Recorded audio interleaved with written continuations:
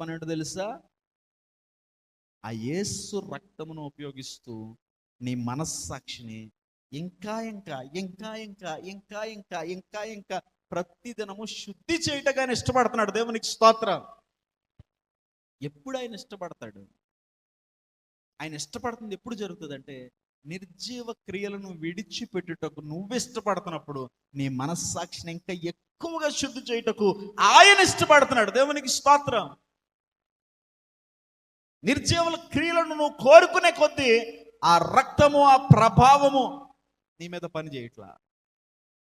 నిర్జీవ క్రియలను విడిచిపెట్టుటకు నువ్వు కోరుకుంటే నీ మనస్సాక్షి నేడున్నట్టుగా రేపు ఉండదు, రేపు ఉన్నట్టుగా ఎల్లుండి ఉండదు, ఈ సంవత్సరం ఉన్నట్టుగా వచ్చే సంవత్సరం ఉండదు. ఎందుకంటే నీ దేవుడు ఒక పని పెట్టుకున్నాడు, నిన్ను రిఫైన్ చేయాలి.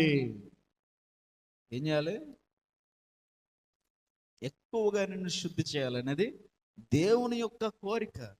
నీ మనస్సాక్షి ఎక్కువగా శుద్ధి కాబడాలనేది దేవుని యొక్క ఉద్దేశం. ఆ ఉద్దేశం నెరవేరుతుందా నీ జీవితంలో?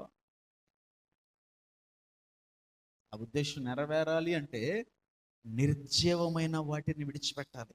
నిర్జీవమైన వాటిని విడిచిపెట్టాలంటే నేను నిర్జీవ క్రియలలోనికి నేను నడిపిస్తున్న దురాత్మ ప్రభావం ఏంటిదో నువ్వు గుర్తించి యేసు నామములో దాన్ని లయపరిస్తే కానీ సాధ్యం కాదు.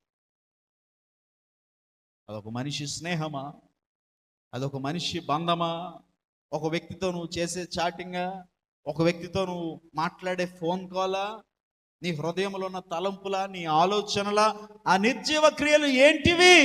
నువ్వు కలిగి ఉన్న వ్యసనాలా? ఆ నిర్జీవ క్రియలు ఏంటి?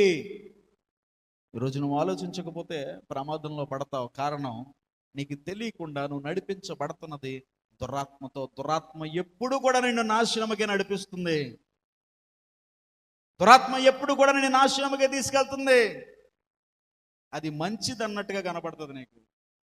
ఆ నిమిషానికి, ఆ సమయానికి ఎంతో సంతోషం నీకు ఇస్తున్నట్టుగా కనబడుతుంది.